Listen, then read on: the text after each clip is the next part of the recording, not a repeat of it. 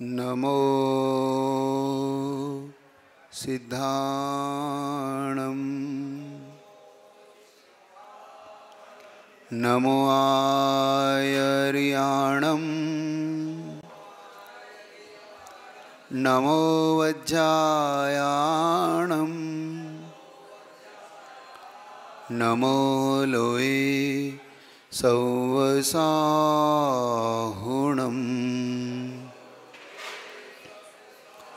ऐसो पंच नमो यारो सव पाव पणाशणो मंगलाणं च सवेसिं परमं हवै मंगलम् परमं हवै मंगलम् परमं हवै मंगलम्। बोले देवादिदेव अतिशिकारी चिंतामणि पार्श्वनाथ भगवान की, मूल नायक नेमिनाथ भगवान की, जगतपुर संसरोणी आचार्य भगवान गुरु और विद्यासागर जी मुनि महाराज की।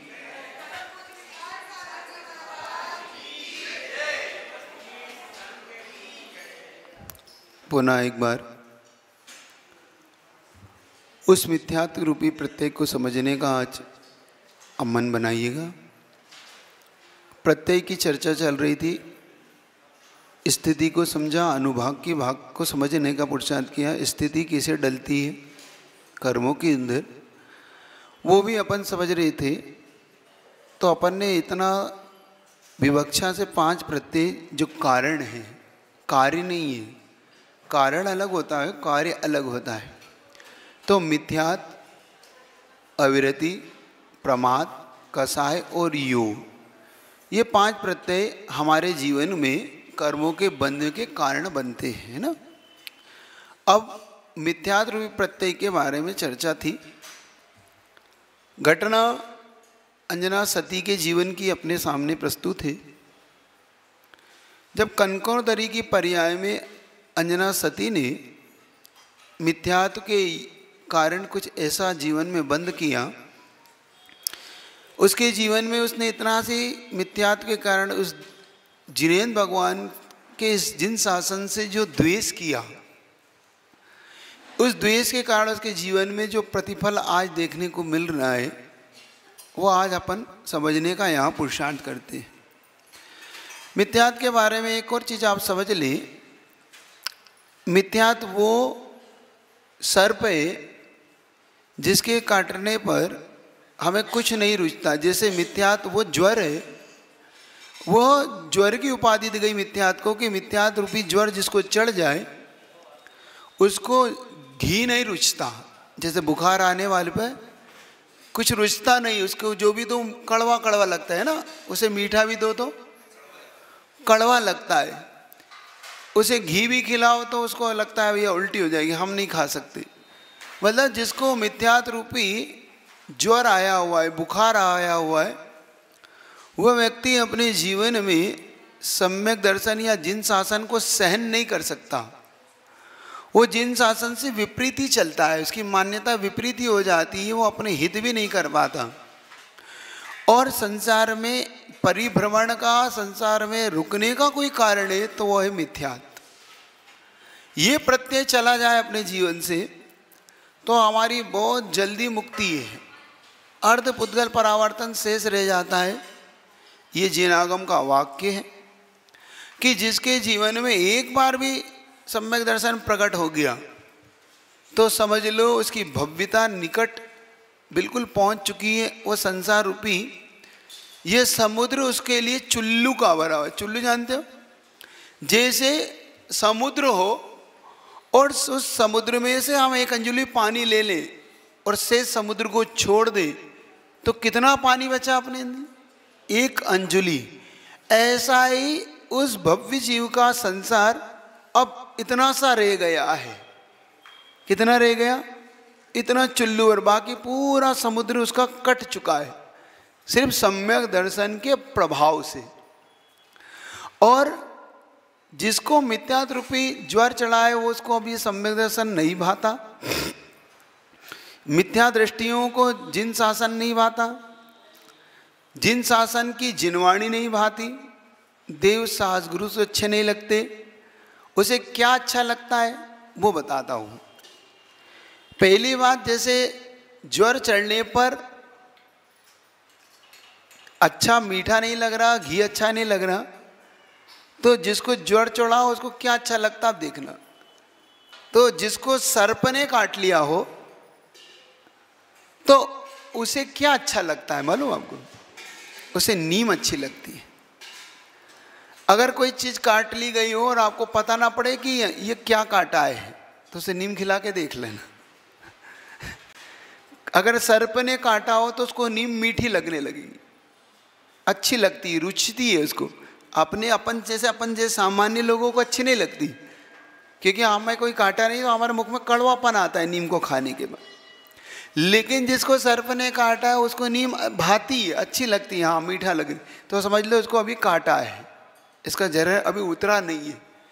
इसी प्रकार मिथ्यात्व रूपी सर्प को जिसने काटा हो, मिथ्यात्व रूपी सर्प जिसको काट लिया हो, उसको जिन शासन नहीं लगता, उसको सरागता अच्छी लगती है, उसे कुदेव सास गुरु भाते हैं, उसको वही रुचता है, अच्छा लगता है कि मिथ्या दृष्टि जीव को जिनवाणी ना भाए, के ऊंगे के लड़ पड़े, के उठ के घर जाए।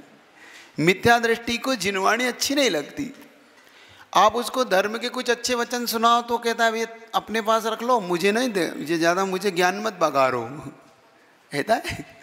कभी कभी आपके घर में आप अपने बच्चों से कहते हो, मित्र से कहते हो, अरे भैया थोड़ा प्रवचन हो रहा जाया करो, तुम ही चले जाओ, तुम ही फुर्सत में हो, मेरे पास फुर्सत नहीं है।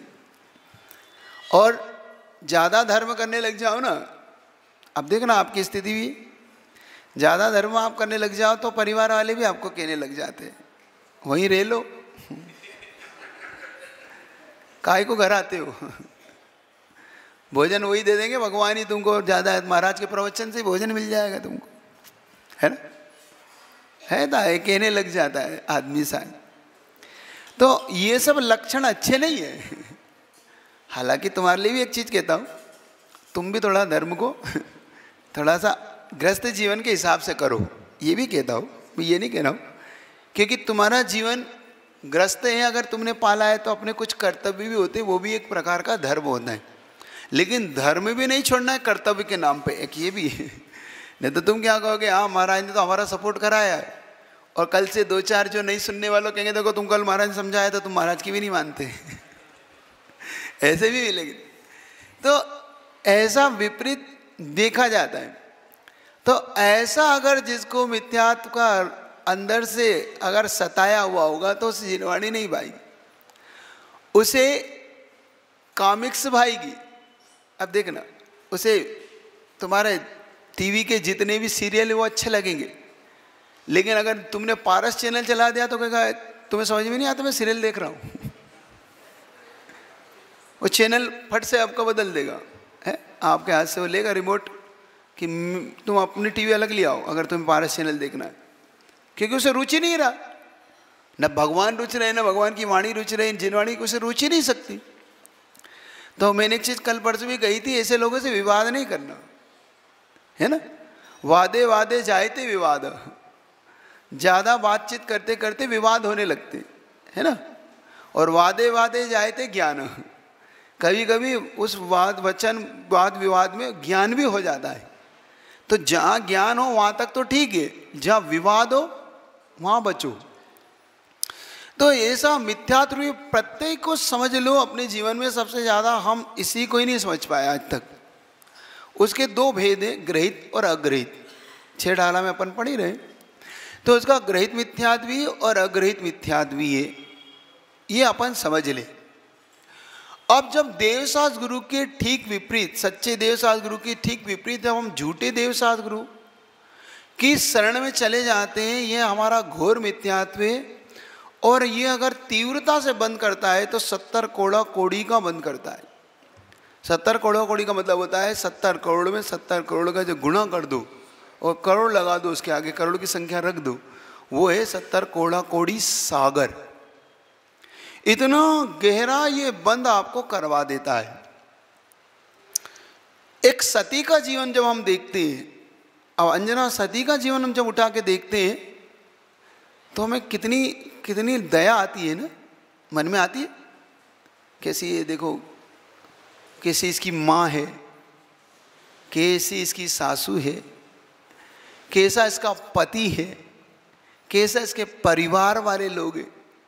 ये एक पक्ष। अभी दूसरा पक्ष हमने देखा। हम क्या होता है, हम एक पक्ष से प्रभावित होते हैं। जब दूसरा पक्ष सामने आता है तब लगता है कि भैया इनने ऐसा कर रखा है। अब अंजना सती का वो पक्ष देखें जब कनकोदरी के पर्याय में जब उसने अरिहंत भगवान की प्रतिमाओं को 22 घड़ी के लिए घर से बाहर किया। देखो, जब हम उस तरफ जाते हैं कि जब कनकोदरी की पर्याय जब ये सब कुछ संपन्न थी, ये उसकी ज्येष्ठ पत्नी थी, तब इसने इस प्रतिमा को अलग करके कि मैं तुम्हारे लिए धर्म नहीं मानने दूंगी, तुम जिन शासन को मानती हो मेरे घर में ये जिन शासन नहीं चलेगा, तब जाके देखो कितना बड़ा कर्म बांध लिया। आज दया आती है हम सबको कि देखो कितना दुखी है, कितना परेशान है। यही हमारा जीवन भी ऐसा ही है। हम अपने जीवन को समझें आज, क्योंकि ये घटनाएं हम किसी के लिए नहीं, ये घटना अपनी खुद की मान के चलना। एक बात समझो, हम इन घटनाओं से क्यों नहीं सीख पाते, ये घटना हमारे जीवन को क्यों नहीं बदलती? क्योंकि हम घटनाओं को दूसरे की मान के सुनते हैं और छोड़ के चले जाते हैं। इन घटनाओं को जब तक हम ये स्वीकार नहीं कर लेंगे कि ये जीवन की घटना मेरी और अपनी है, तब तक हम परिवर्तन नहीं ला पाएंगे। तो परिवर्तन आप सब में कब आएगा कि कहीं मैं ही तो कनकोदरी नहीं हूँ जो आज इतना दुखी हूँ। क्योंकि जब तुम अपने दुख मुझे हम लोग को बताते हो और अपने दुखों का तुम समाधान चाहते हो, तो मुझे लगता है कहीं भी ये कोई कनकोदरी तो नहीं है, कहीं श्रीपाल तो नहीं है, कहीं ये ऐसी सती सीता तो नहीं है। आज तो सब कुछ है, ठीक ठाक है इसका, लेकिन पूर्व देखूं तो इसका क्या है उठा के। तो अपन सबको इस चीज से एक चीज सीखना है कि ये सब मेरी पर्याय में मुझसे ना हो जाए, ये मिथ्यात्व रूपी घटना मुझसे ना हो जाए। जैन कुल में जन्म लेके भी हो जाता है, ये बात ध्यान रख लेना। तो ये मत समझना कि तुम नहीं करते हो। मैंने कई बार तुमको इसका संकेत किया, आप कैसे कर जाते हो। बता दो कैसे कर जाते हो, बता देता हूं। मान लो तुम्हारी दुकान पे खूब भीड़ हो, खूब ग्राहक आ रहे हो, है चल रही है ग्राहक। किसी ने कहा भाई महाराज जी आ रहे हैं, लेने चलना है। हम अपने पुण्य में इतने गाफिल हो जाते हैं, हमारा पुण्य के उदय में हम इतने गाफिल हो जाते हैं कि तुम्हें जाए दिमाग खराब ना करा करो। क्या कहते हैं, दिमाग खराब मत करो, तुम दिख नहीं रहा ग्राहक है, अब मैं कैसे जाऊंगा, तुम चले जाओ। अब देखो हमने अपने ही गुरु की अवहेलना कैसे कर दी। अब वो तो आते रहते हैं, महाराज तो रोज ही आते हैं, अब मैं कब तक जाऊंगा और मेरे ठेका है क्या। देखो हमारे मन में क्या बात आती है, मेरे ही ठेका है क्या। और अगर हम चले गए मान लो, तो पिताजी क्या कहते हैं, ठेकेदार बन रहा है तू धर्म का, और कोई समाज में नहीं है क्या, तुझे ही लाने की पड़ी है क्या। अब देखो अब क्या बांध रहे हो तुम कर, कैसे तुम्हारे कर्म बंध रहे, तुम्हें अब ये समझ में नहीं आ रहा कि तुम क्या निंदा कर रहे हो। रथ यात्रा निकल रही है, अरे क्या अभी तो 15 दिन पहले निकली थी, फिर दुकान बंद करो, फिर दुकान बंद करो, अब भगवान के लिए दुकान ही बंद करते रहो। अब तुमने अपने शब्द नहीं संभाले हो। मैं ये नहीं कह रहा हूं कि तुम दुकान छोड़ के चले जाओ, मैं ये भी नहीं कह रहा हूं तुम दुकान बंद करो, लेकिन शब्दों तो संभालो, शब्दों पे तो कंट्रोल करो, अपने मन पे तो और वचन योगों पे तो कंट्रोल करो। क्योंकि अपन ने समझ लिया कि अपना योग बिगड़ते ही हमारा सब कुछ बिगड़ जाएगा। मन वचन का इनको योग बोलते हैं, और हमारे योग बिगड़ा, हमारा मन बिगड़ा अंदर से।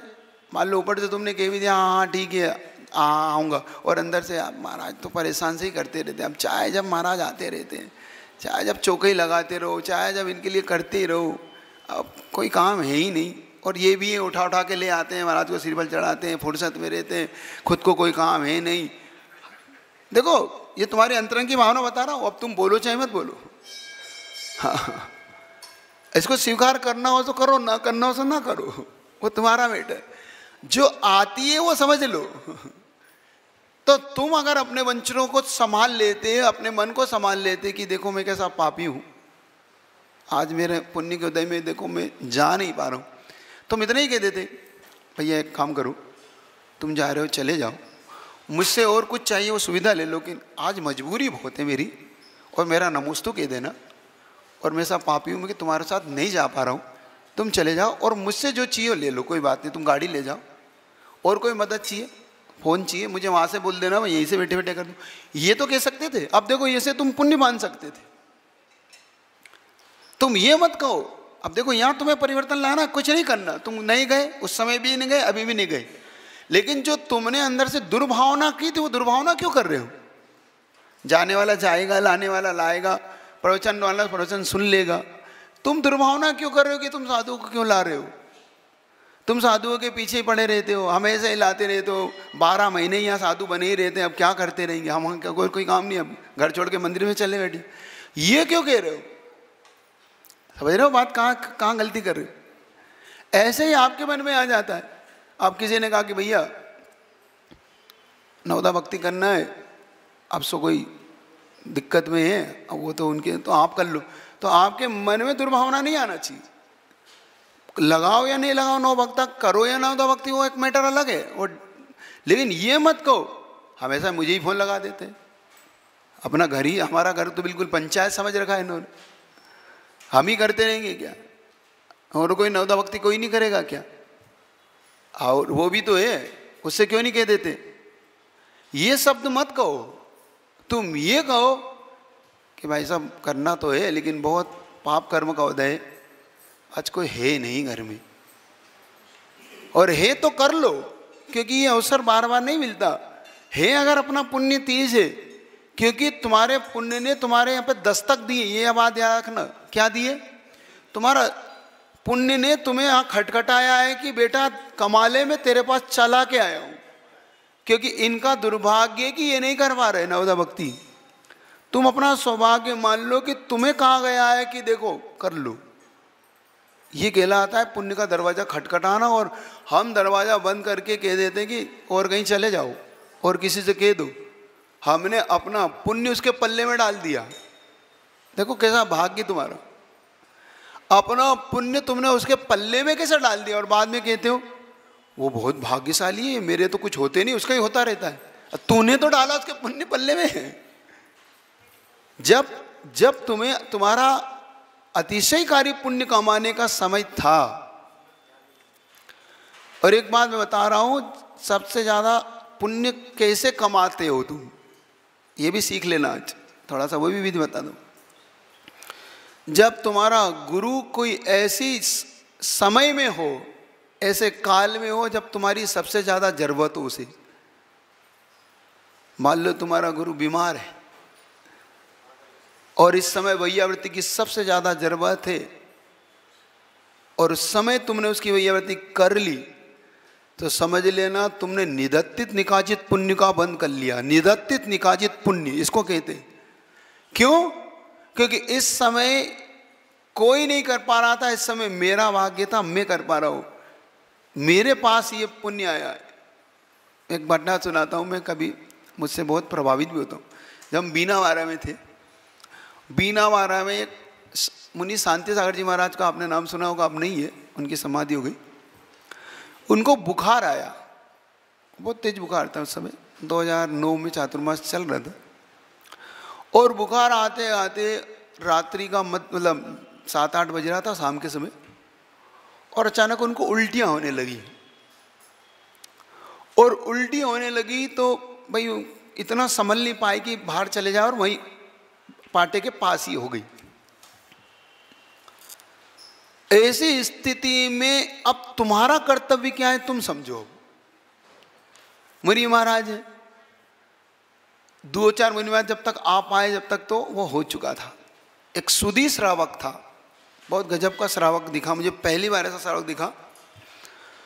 उस श्रावक ने तुरंत जल्दी से एक बाल्टी उठा के लाया और हाथ से उस उल्टी को उठा के भरने लगा कि कहीं महाराज को इससे और उल्टी दुगनी ना हो जाए।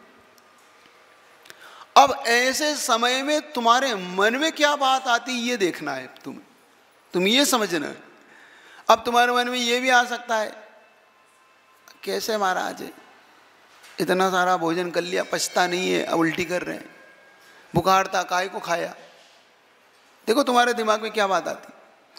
और एक कहता भैया मैं नहीं जाऊंगा, अरे मैं साफ करूंगा क्या, ये उल्टी मेरे बस की नहीं है। अब ये भी श्रावक हो सकता। और एक श्रावक ये हो सकता है कि नहीं कुछ हो जाए, मेरे गुरु हैं, निर्विचिकित्सांग मेरा है, मेरा सम्यक दर्शन है, तो आज अब गुरु की भक्ति का मुझे अवसर मिला, ये पुण्य तुम्हारे खाते में ऐसे जाएगा, ये निदत्तित निकाजित पुण्य तुम्हारे लिए यहाँ बंधेगा। क्योंकि सारा संसार घिन कर रहा है, सारा संसार में आँख मीच रहा है, कोई इधर से निकल जा रहा है, कहीं ऐसा ना हो मुझे बुला के कहीं कह दे कि तुम साफ कर दो, कहीं ऐसा ना हो कि मुझे कह दे तो पहले ही गायब हो जाता है, वो हो जाता है पहले नीचे से ही, अरे भैया अपन नहीं, अपने बस का नहीं। ये निदत्तित निकाचित पुण्य कैसे बनता है ये भी समझना आज। तो उस कनकोदरी की पर्याय में उसने जो मिथ्यात्व से जो इतना भारी पाप बांधा, उस चीज की चर्चा करूं आपसे, थोड़ा थोड़ा आपकी भूमिका बन गई। चलिए उस चीज की चर्चा करता। अंजना का जो पति पवनजय, जो उसको देखना भी नहीं चाहता था, वो युद्ध से बीच में से लौट आया। यहाँ अपनी घटना थी, ठीक है, आपकी घटना आप पहुंच गए, आप घटना पहुंचे।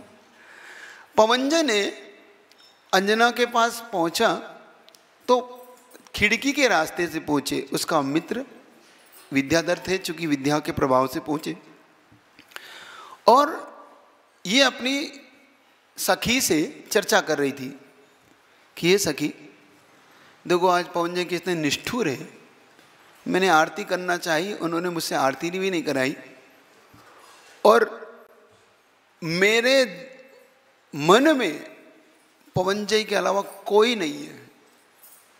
अब फिर पवनजय ने इस बात को सुना, सखी से रोते रोते कहती है ना जाने पवनजय मुझसे क्यों रुष्ट है, जबकि मेरे लिए सब कुछ है। तो उसकी सखी ने कहा वो तुम्हें चाहते नहीं है। तो उसने कहा कि वो मुझे ना चाहे, लेकिन मैं उन्हें जीवन अंतिम जीवन के मरते दम तक चाहूँगी, क्योंकि वो मेरे पति हैं और मेरे पिता ने उन्हें सौंपा है, मुझे इससे ज़्यादा कुछ नहीं है उनके प्रति। ठीक है, उनकी मेरे नफरत है, किसी दिन जाएगी। ये बात जब पवनजय ने सुनी तो पवनजय का जो पुराना भ्रम था वो मिट गया। पवनजय को पुराना भ्रम क्या था ये बता देता हूँ। वो ये था कि जब इन दोनों के बीच में चर्चा चल रही थी, इनके पिता के बीच में, कि पवनजय और अंजना की शादी कर दी जाए, तो पवनजय से पहले इसके पिता को कई सारे लड़के के बारे में चर्चा मिली कि वो भी अच्छा है, वो राजा अच्छा है, वो विद्याधर अच्छा है। तो इसकी सखी ने मजाक मजाक में ये कह दिया कि देखो तुम्हारी पवनजय से चर्चा चल रही, उससे अच्छा तो वो था। और ये शर्म के लज्जा के कारण कुछ बोल नहीं पाई, और पवनजय के मन में ये भ्रम बैठ गया कि ये मुझे नहीं चाहती और यह किसी और को चाहती, क्योंकि इसने जवाब क्यों नहीं दिया। देखो कैसे भ्रम हो जाते हैं। आज समझना, अपने जीवन में आंखों देखा कानों सुना भी कैसे गलत होता है, इसलिए बहुत जल्दी निर्णय नहीं लेना। एक शिक्षा और सीखना इससे, तुम इस घटना से, कि हम कभी भी अपने जीवन को भ्रम में ना डालें। सबसे अच्छा उसका सिद्धांत यही है, हम आपस में बैठ के उस बात को सुलझा लें कि मेरे मन में आज ये भावना आ रही है, क्या सच है, क्या आपके मेरे प्रति ऐसी भावना है। तो पता पड़ेगा ऐसी कोई भावना थी नहीं, ऐसी भावना कुछ नहीं निकलती। हम बहुत भ्रमित होते हैं। हमारे जीवन में देखना ये कितना भ्रम होता है, हमारे जीवन कैसे अपने पतन, हम अपने जीवन को पतन कैसे करते हैं और कितना घोर अपराध कर सकते हो जाता है जीवन में, बड़े बड़े अपराध हो जाते हैं लोगों से। चूंकि भ्रम की चर्चा है तो इस घटना को यही स्टॉप करके एक घटना आपको जोड़ देता हूँ ताकि आपका भ्रम मिटे। रानी चेलना के जीवन का एक बहुत बड़ा भ्रम मिटा था जब इसके साथ श्रेणिक के साथ हुआ। देखो कैसा भ्रम हुआ। रानी चेलना ठंड के समय घूमने निकली और घूमते घूमते उसने वन में बहुत सारी चीज़ों को देखा, बहुत सारे साधुओं को देखा और घर लौटी। पौष मास का समय था, रात्रि विश्राम कर रही थी अपने पति के साथ, श्रेणिक के साथ। श्रेणिक इधर लेटे हुए, रानी चेलना इधर अपने बिस्तर पे लेटी हुई थी। और जैसे जैसे उसकी ठंड बढ़ने लगी तो उसका हाथ बाहर निकला तो उसके लगा कि जैसे बर्फ पड़ रही। तो उसके मुख से शब्द निकला, उनका क्या हो रहा होगा। क्या शब्द निकला? उनका क्या हो रहा होगा, उनका क्या हो रहा होगा। श्रेणिक के मन में यह भ्रम बैठ गया कि किसको चाह रही है। मैं तो इसके पास बैठा हूं, मैं पास इसके लेटा हूं, ये किसको चाहती है, क्या मुझे नहीं चाहती। और श्रेणिक ने तलवार निकाल ली कि आज ही इस सेलना को तो आज ही खत्म करना चाहिए। जब मुझे चाहती नहीं, मैं पर पुरुष को चाहती है, ये उसका क्या होगा, उसका क्या होगा, इसके मन में ये चल रहा है। और अचानक ना जाने उसके मन में क्या आया और तलवार निकाल के न जाने उसके मन में पाप हो ही रहा था कि चेलना की अचानक आंखें खुली। और आंखें खुली तो अब श्रेणिक सावधान हुआ, उसने तलवार को व्यवस्थित करके, क्यों, क्या हो गया, तुम क्या क्या बोल रही, तुम्हें पता है? हाँ हाँ स्वामी मुझे पता है मैं क्या बोल रही हूँ। श्रेणिक को लगा ये से अगर कुछ होता मन में तो ये बात पलट देती, तो क्यों बोल रही हो ऐसे। तो उसने कहा स्वामी इतनी ठंड है, आप देखो कितनी ज़्यादा ठंड है। मेरा हाथ जब रजाई से निकला तो मेरे हाथ में इतना लग रहा था जैसे कोई मुझे भरी ठंड में बर्फ़ में रख दिया हो। तो मैं ये सोच रही थी, आज मैं जंगल गई थी और एक मुनि महाराज दिखे मुझे, तो मुनि महाराज के बारे में सोच रही थी कि मैं उनका क्या हो रहा होगा। सुन रहे हो, उनका क्या हो रहा होगा। श्रेणिक को लगा कि आज बहुत बड़ा अपराध मुझसे हो जाता। अगर वो तलवार चला देता और मान लो चेलना चली जाती तो कितना बड़ा अपराध हो जाता उसके जीवन में, कितनी दुर्घटना हो जाती उसके जीवन। समझ रहे हो आप बात को। अपने जीवन से भ्रम को सबसे पहले निकालना। आपके जीवन में बहुत सारे भ्रम आते हैं, ऐसी कई घड़ियां आती हैं, आप सुन तो लेते हो लेकिन सुन के आधू अधूरी बात से अपना दिमाग लड़ाने लग जाते हो और ना जाने इसके क्या क्या अर्थ निकाल लेते हो। मान लो दोनों भाई हैं, बात कर रहे हैं, तीसरा भाई ने आधी अधूरी भी सुनी और अरे दोनों भाई मुझे मेरे बारे में देखो कैसा गलत सोच रहे। आप दोनों दो चार ननंद हो, देवरानी हो, जेठानी हो। अब मान लो कोई बात चल रही है और तुमने दिमाग लड़ाया, देखो मेरे बारे में कैसी गलत प्लानिंग कर रहे हैं। अब तुम्हारी कोई प्लानिंग ही नहीं है, कोई बात ही नहीं है, कोई है ही नहीं ऐसी वस्तु, लेकिन हम गलत चीज़ कैसे भ्रमित होते। ग्राहक के बारे में भ्रमित हो जाते हैं, पड़ोसी के बारे में भ्रमित हो जाते हैं, रिश्तेदारों के बारे में भ्रमित हो जाते हो तुम लोग।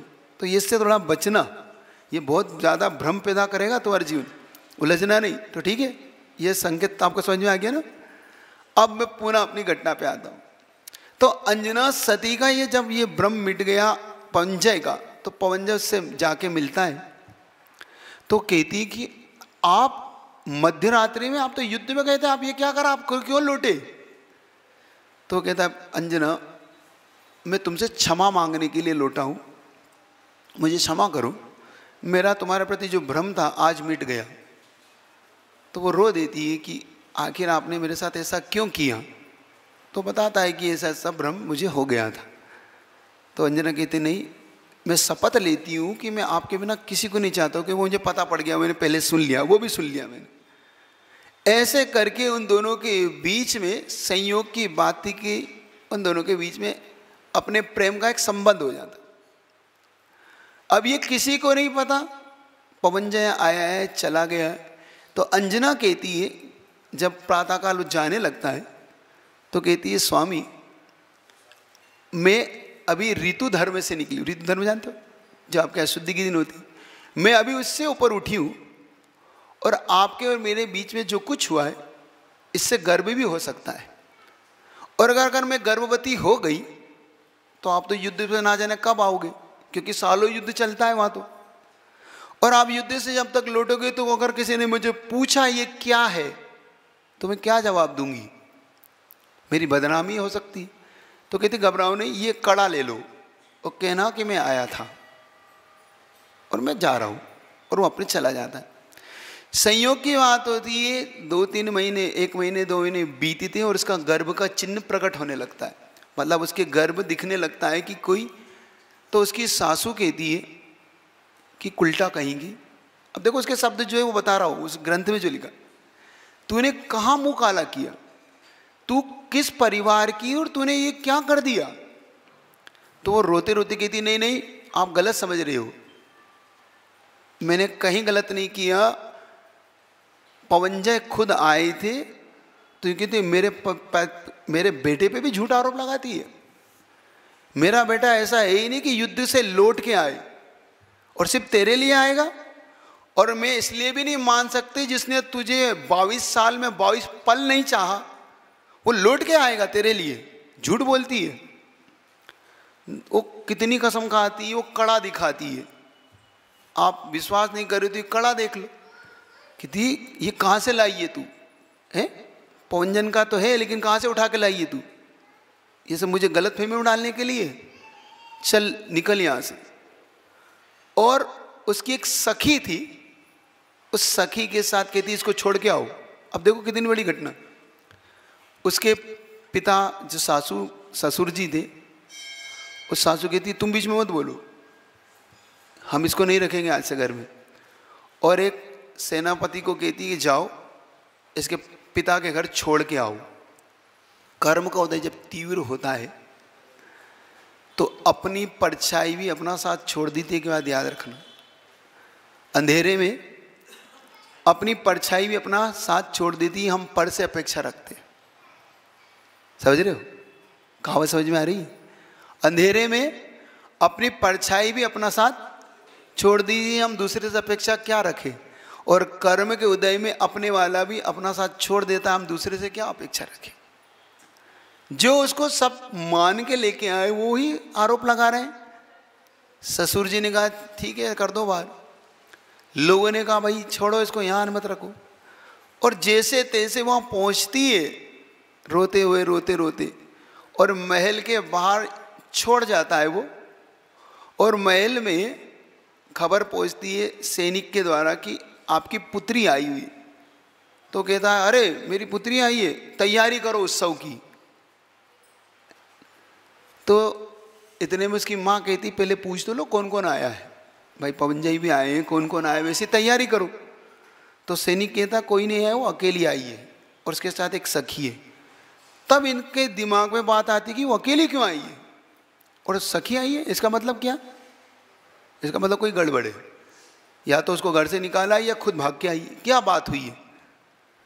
और पिता सारी तैयारी को रोक के बुलवाता है और मिलता है, क्या बात है तुम कैसी आई हो, अकेली क्यों आई हो? तो सारी घटना सुनाती है कि मेरे साथ ऐसा ऐसा हुआ। तो उसकी माँ कहती तू तुरंत निकल जाए, हमारा घर छोड़ दे। अब देखो सगी माँ जिसकी कोख से जिसने जन्म लिया हो उसका भी विश्वास उससे उड़ गया। कितना तीव्र पाप कर्म का उदय। सगी माँ जिसकी कोख से जन्म लिया, सगा पिता जिसने अपनी बाहों में से खिलाया बड़ा किया, अपने प्राणों से जिसे ज़्यादा पाला, आज वो भी कह रहा है कि घर से निकल जाओ। सुन रहे हो? दोष किसका है समझना, या दोष किसका है? मिथ्यात्व के उदय में तुमने जो बांधा, तुमने जो अरिहंत भगवान की प्रतिमा को बाहर किया, आज तुम्हें घर घर से बाहर होना पड़ रहा है, तुम्हें ठोकरें खाने पड़ रही है जगह जगह की। क्यों? क्योंकि तुमने उन वीतराग भगवान को घर से बाहर कर दिया था, तो तुम घर में कैसे रह पाओगे? तुम्हारा विश्वास कौन करेगा? अंजना को कहती है इसी पल निकल जा, पूरे राज्य में खबर फैले कि तूने ऐसा गलत काम किया है। तो कहती नहीं माँ विश्वास करो मैं ऐसा कर सकती हूँ। नहीं मैंने सुन लिया कि 22 साल पवनजय ने तुझे देखा नहीं निगाह उठा के, क्योंकि मुझे सब खबर है, एक एक चीज़ की खबर है मुझे। तो ये जरूर तूने कोई गलत कार्य कर लिया है, तूने अपनी वासना को मिटाने के लिए कोई ऐसा कार्य कर दिया है, तो निकल जा घर से। बहुत हाथ जोड़ती है, बहुत पैर पड़ती है कि पवनजय को आने तक रख लो मुझे। अगर पवनजय कह देगा तुम उसकी तो मान लोगी, अगर पवनजन कह देगा कि मैं नहीं हूं तो मैं, तुम जो सजा दोगी वो मान। लेकिन माँ कहती मेरा पवनजन से अब कोई लेन देन नहीं, मुझे तुझसे मतलब था, तूने गलत काम किया है, तू निकल जा। और उसको घर से उठा के बाहर फेंकते। बुरी फेंकने का आशय मतलब उसे बुरी लताड़ के, बड़ा अनादर करके, माता पिता अनादर करते हैं, समाज में बात ना फैले इसलिए रात के अंधेरे में उसे छोड़ दिया जाता है और ऐसे घनघोर जंगल में छोड़ा जाता है जहाँ पे आदमी का कोई नामो निशान नहीं दिखा है। सिर्फ उसकी सखी इसलिए साथ में है क्योंकि उस सखी को पता है कि ये सच है, बस उसकी सखी को पता ही है। और वह सखी उसके साथ में, उसके साथ साथ गर्भ धीरे धीरे उसका बढ़ रहा है। गर्भ में एक ऐसा पुण्यात्मा है जिसे उसी भव से मोक्ष जाना है। देखो संयोग, देखो संयोग की बात देखो कि गर्भ में है कौन। गर्भ में वो श्रीशैल आए, वो हनुमान आए हुए, वो पवन पुत्र आए हुए जो उसी भव से मोक्ष जाएंगे, क्योंकि अंजना के गर्भ से जिनका जन्म हुआ है। और ऐसा महान पुत्र जो तदभव मोक्षगामी है, उसकी माँ को भी ये दुख उठाने पड़ रहे हैं। देखना कितना गहरा कर्म का कितना गहरा सिद्धांत है, कैसे दोनों का संयोग मिल रहा है। कहाँ तो तदगव मोक्षगामी जीव गर्भ में आया हुआ और कहाँ माँ दर दर की ठोकर खा रही है, ऐसे भरे जंगल में घूम रही है जहाँ पे कभी भी किसी का भी शिकार बन सकती है, मतलब शेर खा ले, जंगली पशु से क्षति पहुँचा दे। धीरे धीरे धीरे धीरे करके वो उस घनघोर जंगल में पहुँचती है, सखी के कंधे पर रुककर रो रही है।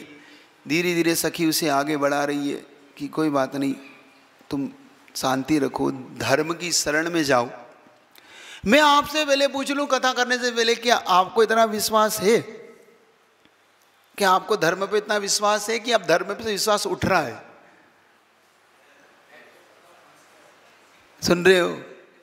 जिनका धर्म से विश्वास उठ रहा है, क्योंकि दिख रहा है अंजना ने कुछ नहीं करा, जिनकी बार भगवान की पूजा की 22 साल, और 22 साल पहले भी जब तक वो युवा नहीं हो गई तब तक जिन शासन की खूब पूजा की उसने, खूब महाराज के साथ अपने पिता के साथ सुमेरु पर्वत पे जाके अकृत्रिम चैत्यालयों की पूजा की, जिसने कभी किसी पर पुरुष की ओर नजर उठा के नहीं देखा, जिसने अपने सील की इतनी रक्षा की हो, जो सती कहलाती हो, उसके जीवन में ये घटना घट रही है। सुन रहे हो आप? आपके जीवन में थोड़ा सा उथल पुथल होता है, आप धर्म को क्या क्या कहने लग जाते हो, गुरु को क्या क्या कहने लग जाते हो, भगवान को क्या क्या कहने लग जाते हो। आप समझना इस बात को, मैं घटना क्यों सुना रहा हूं तुम्हें, इस तथ्य को समझना कि आखिर ये जीवन में हमारे जीवन को कैसे प्रभावित करती है। अब सिर्फ ये सोचो कि अभी धर्म का फल कुछ नहीं है, सिर्फ एक पार्ट सुन लिया तुम्हें इसलिए लग रहा है। अभी तो ये पार्ट समझ के अंदर से बताओ तुम्हारे मन पे क्या गुजरती है। अब ये सोच लो कि तुम्हारे साथ घट गई, तुम सब हो, तुम्हें घर से बाहर कर दिया गया, जंगल जंगल घूम रहे हो, तुमने इतनी सारी साधना की, इतना अभिषेक पूजा शांति धारा सब की।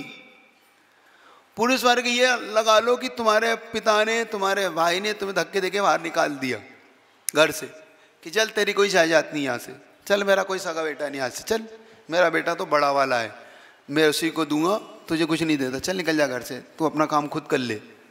और तुम्हें अपनी पत्नी और बच्चों के साथ पिता ने घर से बाहर निकाल दिया, कुछ भी नहीं दिया, एक दो चार कपड़े जोड़े निकले हो। पत्नी ने कहा ये थोड़ा सा जेवर है, इससे बेच के थोड़ा काम चला लेंगे, और तुम घर बाहर गए हो। सही बताओ, तुमने इतने 50 साल हो गए पूजा करते, 30 साल हुए, 30 पकड़ लो, 30 साल हो गए पूजा करते करते, खूब नवोकार मंत्र की जाप कर रहे थे, खूब विधान कर रहे थे, सब कुछ कर रहे थे, और ऐसे में तुम्हें घर से निकाल दिया गया। बताओ अब धर्म में कितनी आस्था मंजूर है तुम्हारी? क्या मन में आ रहा है? क्या मन में आ रहा है? खूब सुनते थे भैया, विधान करने से ऐसा होता है। इतना महाराज का विहार कराते थे, हम तो महाराज के हार में जाते थे, हम तो गुरुओं की इतनी सेवा करते थे। ये फल है। पिता ने घर से निकाल दिया।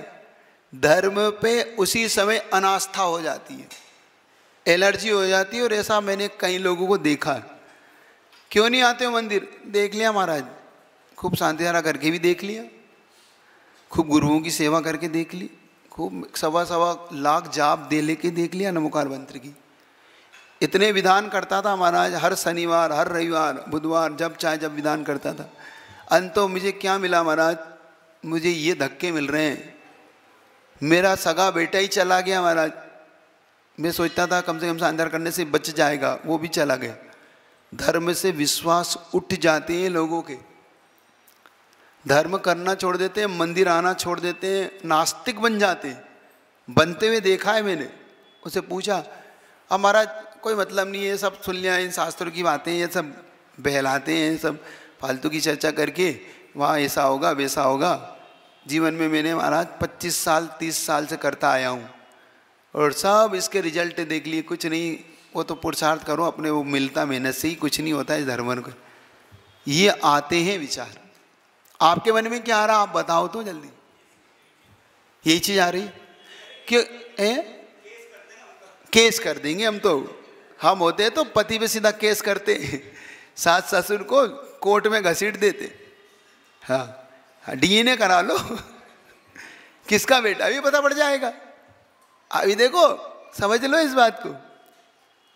सही बताओ, आपको ऐसे घर से निकाल दिया जाता तो आप सब क्या करती? केस ही करती।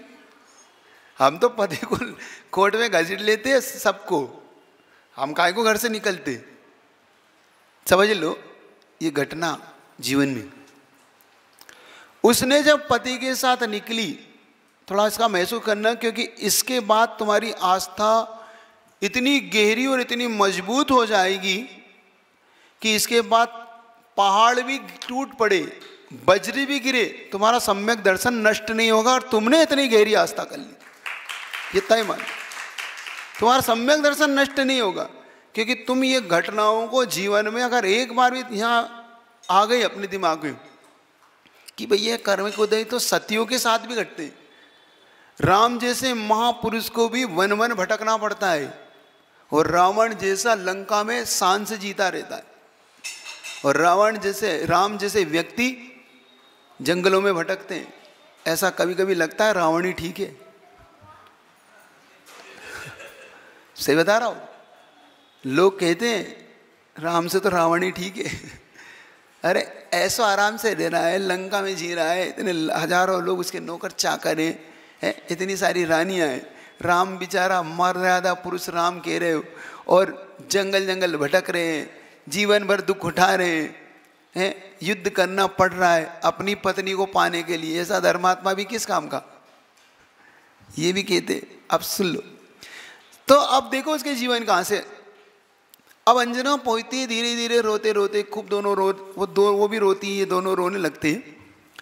और एक शिला पे बैठ के वो कहती है कि देखो मेरे जीवन का कैसा कोई पाप कर्म आज उदय में आया है कि इस धर्म की शरण भी मुझे आज प्राप्त नहीं है, आज माता पिता की शरण भी नहीं है, आज ये धर्म भी मेरे काम नहीं आ रहा।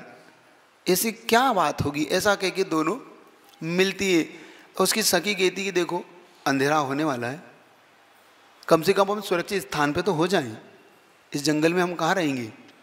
तो दूर से गुफा सी दिखती है उसको, वो गुफा देख के दोनों चलती है। वो कहती है हम मुझसे नहीं चला जा रहा, तो कुछ नहीं 5 मिनट का पुरुषार्थ और करो, अपन गुफा तक पहुँचते। और गुफा में बाहर पहुँचती है तो उनके मन में भय सताता, कहीं अंदर कुछ और ना हो जाए, कोई सिंह ना हो, कोई दुर्घटना ना हो जाए, रात में हमारे साथ और कोई डाकुओं का ये अड्डा ना हो, कुछ ऐसे ना हो जिससे हमारे साथ कुछ हो जाए। तो उसकी सखी कहती है कि एक काम करती हूँ, मैं अंदर थोड़ा झांकती हूँ, कुछ होगा तो पता पड़ेगा, यहीं से लौट चलेंगे। तो थोड़ा सा कान लगा के सुनती है, कोई आवाज़ नहीं आती। तो अंदर जैसे ही वो झांकती है तो अंदर एक महामुनि महाराज के दर्शन उसको होते। एक ऐसी दिव्य ज्योति उसको दिख रही है, एक ऐसे मुनि महाराज अपनी साधना में बैठे हुए, वीतराग मुद्रा को लिए हुए, चेहरे पे भव्य तेज है, जिनके दर्शन मात्र से कई कई जन्मों के पाप कट जाते हैं, वो इतना प्रसन्न होकर कहती कि अंजना आज तो जीवन का सार मिल गया, तू चिंता मत कर, अब दुख के दिन हमारे समाप्ति समझ, क्योंकि ऐसे महान गुरु अंदर बैठे, तू चल। तो वो अंजना कहती अच्छा महाराज बैठे, चल चल, कम से कम कोई तो शरण मिला। और वो मुनि महाराज के पास जाके बहुत अच्छे से वंदना करती हैं, खूब गदगद भाव से उनके नमोस्तु करती है। संयोग की बात थी कि महाराज का ध्यान टूटता है, महाराज का ध्यान टूटता है। महाराज देखते हैं कि दो महिलाएं, वो अपने अवधि ज्ञान से जान लेते कि ये कौन है, सारा उनका जीवन उनके सामने आ जाता है कि ये कौन है, कैसे आई है।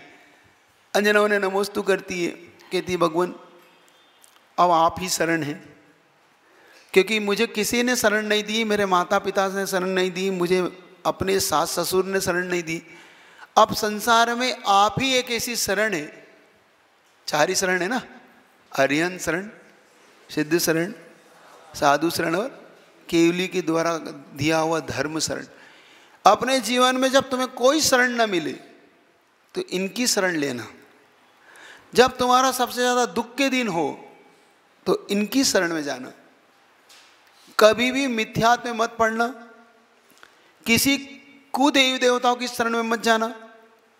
कभी भी कोई कितना ही तुमसे कहे, प्राण भी निकल जाए तो ये कहना ये प्राण मुझे मंजूर है निकलना, लेकिन कुदेवताओं की शरण मुझे मंजूर नहीं, क्योंकि अगर प्राण निकलेंगे तो एक ही जीवन जाएगा और उसकी शरण चल गया तो कई जीवन मेरे चले जाएंगे। ये याद रखना, अपने जीवन में बिल्कुल इस सूत्र को बना लेना, क्योंकि कल भी कहा था, आज भी कहना हूं कि दुख थोड़े से समय का है। कितनी है अपने जीवन, 50 60 साल 70 साल का जीवन है, लेकिन अगर हमने कुदेवताओं की शरण ले ली तो ना जाने कितने भवों तक अपनी शरण अपन खराब कर लेंगे, कई कई भवों तक। जैसे अंजना का जीवन जो जा रहा है ना, वो इसी कारण से, जो मिथ्यात्व उसने भगवान के अनादर किया। एक बात और कहता हूं, कहीं कहीं ऐसा भी वर्णन आता है कि कुएं में डाल दिया, ऐसा सुनने में, लेकिन ऐसा हुआ नहीं, ये भी याद रखना कि जल में रख दिया, कर दिया। थोड़ी एक चीज़ और सीख लो, जब भगवान का अभिषेक करो तो भगवान की विनय करना, भगवान को भगवान मानना, क्योंकि कुछ लोग हैं जल में भगवान को डूबे रखते, इतने बड़े वाले हो जाते हैं वो कि कह दिया ना अभी 5 मिनट में आ रहा हूँ, भगवान को छोड़ दो, बता रहा हूँ मैं, कहते हैं, कह दिया ना 5 मिनट अभी आ रहा हूँ। बहुत ज़्यादा नेता मत बनो, ज़्यादा पंडित मत बनो, ज़्यादा मंत्र वाले मत बनो, मैं अपना मंत्र खुद कर लूँगा, मैं पढ़ लूँगा, भगवान को छोड़ दो मैं कर दूँगा। ये याद रखना, ये भगवान की साक्षात अवहेलना है। भगवान हमारा इंतजार ना करें, हम इतने बड़े वाले ना बने कि भगवान 5 मिनट रख दो, भगवान मेरा इंतजार कर लेंगे। हम भगवान का इंतजार करें कि अभिषेक कब होगा भैया, तो मैं अभिषेक करूँगा। 5 मिनट पहले आओ। हम लोग राइट टाइम वाले लोग हैं, एकदम 7 बजे का समय भगवान का रखने का है, और हम बिल्कुल 7 बजे में 1 मिनट कम पे पहुँचते कि भैया बस आ गया। हम 5 मिनट पहले आके नहीं आते। ये चीज़ समझो कि कल तुम्हें जब ठोकर ना खानी पड़ जाए, कहीं ऐसा ना हो कि हम जिनकी आदर करते करते अनादर में आ जाएं। ये बहुत बार हो जाता है। जिनवाणी का अनादर कैसे कर देते हो? जब तुम यूँ लगाते हो जिनवाणी को, करते हो कभी कभी, ऐसे ऐसे करके ऐसे फंसा दी जिनवाणी को, और एक काम से दूसरा काम कर लिया और एक हाथ से दूसरा काम कर लिया, और ये जिनवाणी का अनादर है। क्योंकि ये जिनवाणी कोई शत्रु है कि माँ है? जिनवाणी को माँ कहते हो कि शत्रु है? माँ कहते हो ना। तो जिनवाणी को कभी ऐसे नहीं लाना, क्योंकि ये शत्रुओं को रखा जाता है। यहाँ किसको रखा जाता है? माँ अपनी शत्रु नहीं है जिनवाणी। बाली ने, कहते रावण को 6 महीने रखा ऐसी कांक में, ऐसा वैष्णव दर्शन के अंदर मिलता है कि बाली ने रावण जैसे को अपनी कांक में 6 महीने दबा के रखा, क्योंकि वो अपना शत्रु मानता था। जिनवाणी हमारी शत्रु नहीं है। जिनवाणी का आदर करो, जिनवाणी को ऐसे रखो, सिर पे रखो, वो कोई बात नहीं, लेकिन विनय करना सीखो। ये चीज़ इसलिए सिखा रहा हूँ कि ये चीज़ घटनाओं को अपन सुनते चलें और इनसे कुछ संकेत लेते चले। तो उसने जब मुनि महाराज से कहा कि हे मुनि महाराज, मेरा जीवन में आज कोई शरण नहीं है, आप ही एक शरण हो। तो मुनि महाराज कहते, अंजना तुम घबराओ नहीं, तुम्हारे पूर्व भाव के कुछ आज उदय में आया। पूछती है, मैंने पूर्व भाव में ऐसा क्या किया था? तो वो कनकोदरी की पर्याय का पूरा वर्णन करते हैं कि अंजना, तुमने उस समय वीतराग भगवान की प्रतिमा का जो अनादर किया था, तुमने 22 घड़ी के लिए जो प्रतिमा को घर से बाहर किया, इसलिए तुम्हारा 22 वर्ग वियोग हुआ। और जो तुमने अनादर पुगु से जो उसका मन में जो विचार किया, आज तुम्हें धर धर की ठोकर इसलिए खाना पड़ रही कि आज तुम्हारा भी कोई साथ नहीं दे रहा, तुम्हारा सगा भी तुम्हारा साथ नहीं दे रहा, सगा भी आज दगा दे रहा। इसका कारण यही है, अब तुम पश्चाताप करो और घबराओ नहीं।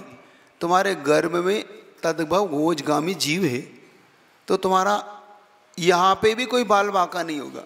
इतना कह के आश्वासन दे के बहुत जल्दी पवन जय तुम्हें लेने आएगा, तुम्हारा मिलन होगा, थोड़ा सा और धैर्य रखो।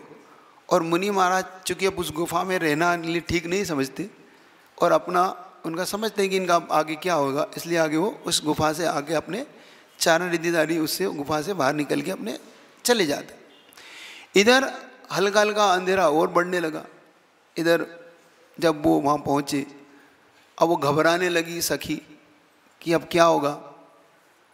अब यहाँ पे हम दो का कोई नहीं है, महाराज थे कम से कम जब तक तो हमारे पास सब कुछ था, अब गुरु भी नहीं बचे अपने, अब गुरु भी अपने को छोड़ के चले गए।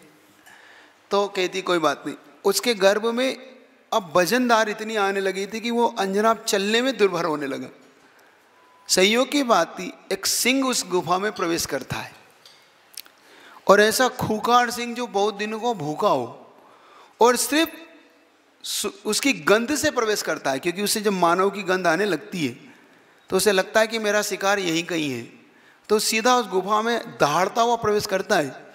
तो देखता है ये दोनों वहाँ बैठी हुई है और उसकी सखी उसे देखकर जोर जोर से रोने लगती है। अंजना भी रोने लगती है कि ये सखी अभी बड़ी मुश्किल से तो संकट से बचे थे, अब ये सामने इतना बड़ा संकट आया है और साक्षात यमराज है। उसकी दाढ़, उसके जब बाल देखे और उस देख रहा है कि इतना बड़ा वो शेर, अब हमारा बचना मुश्किल है, सखी होगा क्या। और मुनि महाराज तो कह गए थे कि तद्गव घोजगामी जीव है, हमारा कुछ नहीं होगा। और रोज रोने लगती है जोर जोर से। और उसकी सखी चूंकि स्वयं तो विद्याधरणी थी तो वो उठ के जाने लगती है, लेकिन इसको कैसे उठाए क्योंकि इसका वजन इतना होने लगा और खुद की विद्या से भी वो उठ नहीं पा रही है क्योंकि उसके गर्भ का जो वजन है। और हनुमान जैसा भव्य जीव, ऐसा शक्तिशाली जीव, तो वो इधर उधर थोड़ा इधर उधर होती है, इधर उधर जाती है। लेकिन अंजना कहती है मैं नहीं चल पाऊंगी, मैं नहीं उठ पाऊंगी, अब तुम चली जाओ, तुम अपनी जान बचाओ, मेरी जान का जो होगा सो होगा। संयोग की बात थी कि उसी गुफा में गंधर्व नाम का देव अपनी देवी के साथ आया हुआ था। जब उसकी देवी ये घटना देखती है तो कहती है कि हे प्रभु, आप स्वामी हो, ऐसी सती जैसी की रक्षा नहीं करोगे क्या? धर्म पे आप ऐसा बड़ा, इतना बड़ा उपसर्ग आने दोगे क्या? धर्म की बदनामी नहीं होगी इससे? तब वो गंधर्व कहता है नहीं नहीं, इसकी रक्षा मैं करूंगा। और वो गंधर्व उसी समय अष्टापद का रूप बनाता। अष्टापद जानते हो? अष्टापद जिसके 8 पैर होते हैं, 4 नीचे और 4 ऊपर। जब 4 उसके इस पे होते हैं, सिंह की तरह 4 नीचे होते हैं और 4 उसके पीठ पर होते हैं। वो पैर ऐसे होते हैं कि अगर जैसे उसको पलटी मारी तो उसी पैर के बल से पुनः खड़ा हो जाता है, वो उसे पलटना नहीं पड़ता, उसी पैर के बल खड़ा होता है और अपने आप को पलटा के सीधा खड़ा लेता है। इतना खूंखार जब अष्टापद और इसके बीच में घमासान होता है, इतना भयंकर घमासान होता है कि ये दोनों समझ नहीं पाती कि हो क्या रहा है।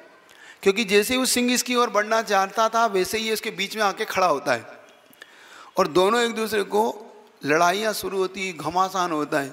अब ये देवता अपनी शक्ति से उस सिंह को हराता है और सिंह दुम दुमा के भागता है और ये पुनः अपने असली रूप में आता है। और अंजना को प्रसन्न करने के लिए वीणा बजाता है, वीणा बजाता है, कुछ अच्छे भजन गाता है, तब अंजना का दिल थोड़ा सा शांत। वो पूछती है आप कौन हो? तो कहती मैं इसी जंगल में भ्रमण करने वाला एक गंधर्व नाम का देव हूँ, मेरी देवी के साथ आया था और तुम्हारी ये स्थिति देख के मैंने तुम्हें बचा लिया है, तुम घबराओ नहीं। आज से जब तक तुम्हारा यह गर्व पूरा नहीं होगा तब तक अब मेरी जिम्मेदारी तुम्हारी रक्षा की, तुम चिंता मत करना। आज से पूरा पूरा अब मेरा, अब तुम यहीं रहो इसी गुफा में। तब वो आश्वासन पाके वो उस गुफा में रहती है और गुफा में धीरे धीरे उसके 9 महीने बीतते और 9 महीने बीतने के बाद एक ऐसी महान आत्मा का जन्म होता है जिसको हम हनुमान के नाम से जानते हैं, पवन पुत्र के नाम से जानते हैं, तद्भव मोक्षगामी जीव के नाम से जानते हैं। उनका जन्म होता है और उनका जन्म होने पर कहते हैं उस गुफा में ऐसा प्रकाश उदय में आता है, ऐसा प्रकाशमान होती है वो गुफा जैसे हजारों सूर्य एक साथ प्रकाशित हो रहे हो। इतनी गुफा इतने प्रकाश से भर जाती है। और वह अंजना सखी को कहती है कि देखो सखी, कैसा भव्य जीव तुम्हारे गर्भ में आया और कैसा इसका चेहरा सुंदर, कितना सर्वांग सुंदर है। और ये कह के वो वहाँ पर उसके हाथ में उसके पुत्र को देती है। अंजना बड़े उससे उसको अपने पुत्र को लेती है और देखती रहती है कि वास्तव में कैसा जन्म हुआ इसका। कभी ऐसा आप पुत्र का जब जन्म होते हैं ना, ऐसा गजब के उनके अंदर का वो देखने का होता है कि कितना पुण्यात्मा होता है। कभी कभी लगता है ऐसा ही पुण्य कभी पूज्य गुरुदेव का रहा होगा जब वो मल्लप्पा जी के यहाँ जन्मे होंगे। ऐसा लगता है कि वो उनका जन्म भी ऐसे ही हुआ होगा। जब उनकी घटना पढ़ता हो कि उनका जन्म हुआ चिक्कोड़ी ग्राम में, सदलगा के पास एक चिक्कोड़ी ग्राम है जहाँ अस्पताल में, क्योंकि इनकी माँ को जब गर्भ हुआ तब महावीर का जन्म हुआ तो बड़ी पीड़ा हुई थी, बहुत पीड़ा से जन्म हुआ था महावीर का। तो श्रीमती माँ के मन में ये बात थी कि ये पुत्र हो रहा है तो कहीं ये जो जीव जन्म ले रहा है कहीं ऐसा ना हो कि उतनी पीड़ा हो। तो वो कहती कि नहीं, मुझे तो तुम अस्पताल में ले चलो, क्योंकि पहले घर में होते थे लेकिन इनको अस्पताल ले जाते और कहते जब विद्याधर का जन्म हुआ गर्भ से तो जो पीड़ा कभी महावीर के समय हुई थी उनके जन्म के समय इतनी सी भी पीड़ा नहीं और शांति से इतना अच्छा जन्म हुआ, इतना अच्छा जन्म हुआ कि डॉक्टर भी कहता है कि ऐसे जन्म तो दुर्लभ होते। ऐसा इतनी शांति से माँ को ये भी पीड़ा नहीं कि कोई बहुत ज़्यादा पीड़ा है, और बिल्कुल शांति से ऐसा। तो मुझे लगता है कि इससे एक बात चीज़ ये भी होती है कि गुरुवर के जन्म का अगर वो दृश्य जिसने भी देखा होगा, जिसने भी गुरुवर के जन्म के समय देखा होगा, इतना तो तय है कि हुए जितने भी महापुरुष हुए उन पे उनका विश्वास तो हो गया होगा। गुरुवर को देख के एक बात तो अपन सबके मन में तय हो जाती है कि महापुरुष ऐसे ही हुए होंगे। इतना तो हमारी श्रद्धा को गुरुवर का जन्म, पंचम काल में भी पूजवर का जन्म हमारी श्रद्धा को दृढ़ बनाता है। क्योंकि अगर ऐसे भी महापुरुष ना हो तो हमारी श्रद्धा डामाडोल होती है। एक बार बहुत अच्छी बात कही थी किसी ने कि भगवान महावीर हुए कि नहीं हुए ये चीज़ कैसे पता पड़ेगी। क्योंकि अगर कोई ये कहे कि पहले कोई ऐसा महावीर हुआ जो केशलोच करते थे, नंगे पैर चलते थे, एक समय भोजन करते थे, अंतराय आए तो अंतराय करते थे, ऐसी कहाँ महान साधना करते थे, कभी गर्मी पर पर्वतों पे जाते थे, बरसात में वो वृक्ष के नीचे होते थे, तो शायद कोई विश्वास ना करे। क्योंकि कोई भी विश्वास नहीं करेगा कि हाथ से बाल उखाड़ सकता है कोई। सही बता रहा हूँ, कोई का विश्वास नहीं होगा। सिर्फ आज विश्वास होता है तो वर्तमान गुरुवर को देख के विश्वास होता है कि महावीर हुए थे। उनको देखकर विश्वास हो जाता है। क्यों? क्योंकि जब देखते हैं कि ये केशलोच कर सकते हैं तो, ये पैदल चल सकते हैं तो, जब ऐसे समय में ये कठिन साधना कर सकते हैं तो महावीर तो, देखो कितनी बड़ी बात निकल के आती है कि इन साधुओं को देखकर हमें पूर्व में हुए तीर्थंकरों का भी ज्ञात हो जाता है। ये समझे ना, जब अंजना ने देखा हनुमान को तब उन्हें ज्ञात हुआ कि हाँ ऐसा भी, और संयोग की बात थी इनके जन्म का निमित्त होना। और जब महापुरुष कोई पुण्यात्मा गर्भ से जन्म लेके आता है, जन्म लेता है, तो देखो अब समस्याएं कैसे समाधान को प्राप्त होती हैं। जैसे ही उनका जन्म हुआ, उधर संयोग की बात थी कि इसके मामा जो हनुद्वीप में रहते थे, इसके मामा कहाँ रहते थे? हनुद्वीप में, क्योंकि अंजना का भाई हनुद्वीप में, क्योंकि विद्याधर थे तो इनके पिता कहीं रहते थे, इनके भाई कहीं रहते थे। तो वो संयोग की बात थी, इस विमान से कहीं जा रहा था, और जैसे वो विमान से जा रहा था, इसका विमान उस गुफा के ऊपर रुक गया। क्योंकि एक बात ध्यान रखना, विमान कब रुकते हैं, कुछ कारण ऐसे होते हैं विद्याधरों के जिनके विमान रुकते हैं, देवों के भी विमान रुकते हैं। चैत्यालय के ऊपर से नहीं निकल सकता विमान, कोई महान अतिशयकारी साधक नीचे बैठा हो उसके ऊपर से लांग के नहीं निकल सकता। ये जो जिनालयों के ऊपर शिखर क्यों बनाते हैं मालूम? वो शिखर इसीलिए बनाते कि हम भी कहीं भूल से लांग ना दे भगवान को। ये बात समझना, कभी भी जिनवाणी को लांगना नहीं, कभी देवसास गुरु को लांगना नहीं। बहुत बार तुम गलती कर जाते हो, जिनवाणी इस पर रखी रहती हो, फट से लांगा जल्दी में और चले गए, कभी नहीं लांगना कितनी जल्दी हो। गुरु भगवान अगर छत पे हो तो भगवान के ऊपर से, अगर नीचे भगवान हो तो निकलना नहीं, परिक्रमा ऐसे दूर से निकलना।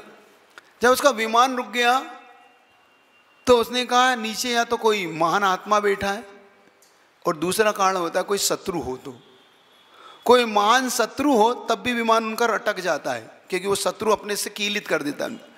तब उनको लगा या तो कोई शत्रु ने मेरे विमान को रोका है या कोई महान आत्मा रोका है। तो कहता है भाई विमान नीचे उतारो, देखते हैं कौन है, या तो कोई भगवान है तो दर्शन करेंगे, और शत्रु होंगे तो निपटेंगे, क्योंकि ऐसे भी वो नहीं, वो पक्के होते हैं वो अपने काम। तब विमान नीचे उतरा तो देखा अरे ये तो अंजना है, और अंजना को देखते ही वो इतना गदगद होके अब अंजना के पास जाता है, अंजना तुम यहाँ पर? तो अपनी पूरी राम कहानी सुनाती कि मेरे साथ ऐसा ऐसा हुआ। तो कहती है अंजना कोई बात नहीं, मुझे पक्का विश्वास है कि तुम ऐसी नहीं हो, और मैं तुम्हें अपने साथ लेके चलूँगा, मैं तुम्हें अपने पास रखूँगा। और इसी समय हनुमान को अपने पास गोद में बिठाते हैं, गोद में लेके अंजना को विमान में चढ़ाते हैं, और पुनः काम को छोड़ के अपने द्वीप की ओर निकल जाते हैं।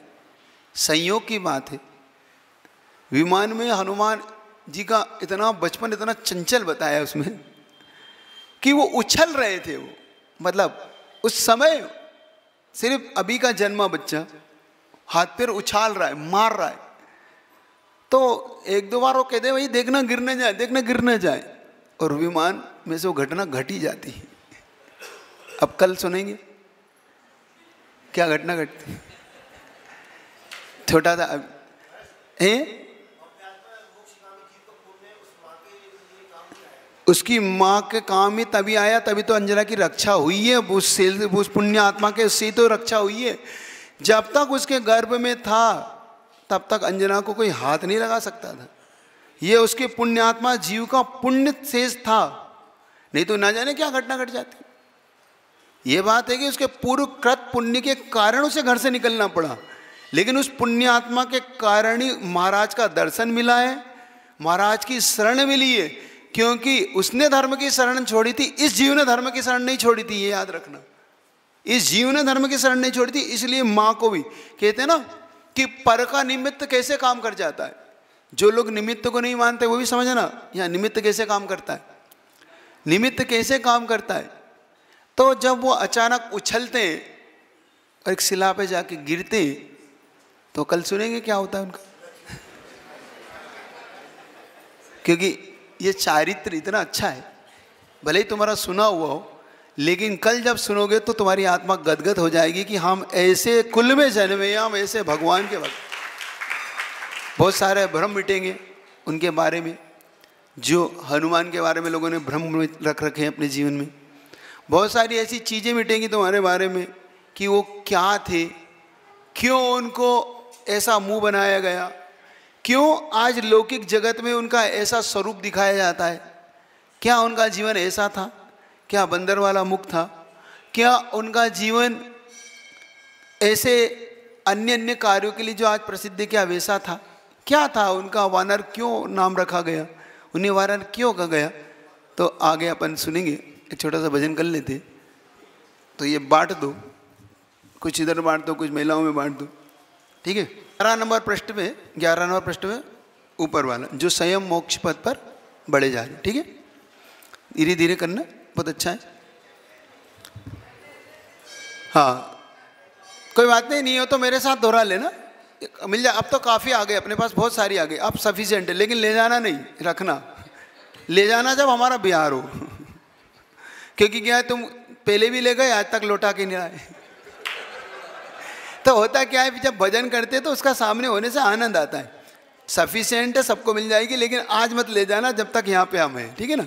यहाँ रख ही रहने देना। चलिए। जो स्वयं मोक्ष पथ पर बढ़े जा रहे, जो स्वयं और भव्यों को भी साथ ले जा रहे, और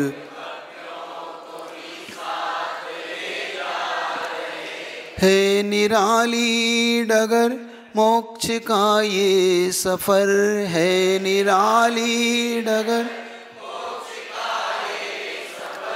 क्या हमें गम जो गुरु सा मिला हम सफर, क्या हमें गम जो गुरु सा,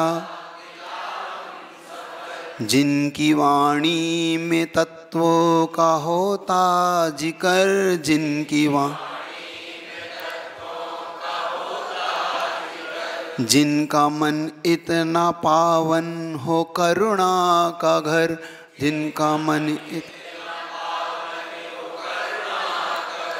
इसलिए भक्त उनके बड़े जा रहे, इसलिए जो स्वयं मोक्ष पथ पर बढ़े जा रहे, जो स्वयं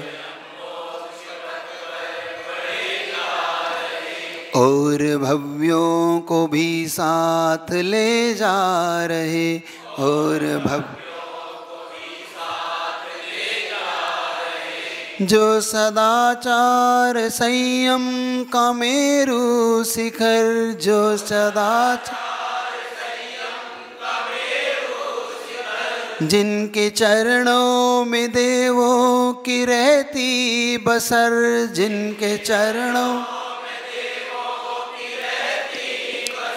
वो गुरु मेरा विद्या का सागर महा, वो गुरु मेरा विद्या का सागर महा, जिनके चरणों में झुकता है सारा जहां, जिनके चरणों में झुकता है सारा जहां, उनके चरणों में हम भी झुके जा रहे, उनके चरण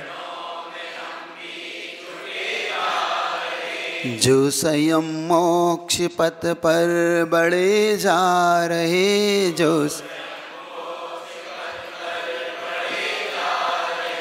और भव्यों को भी साथ ले जा रहे, और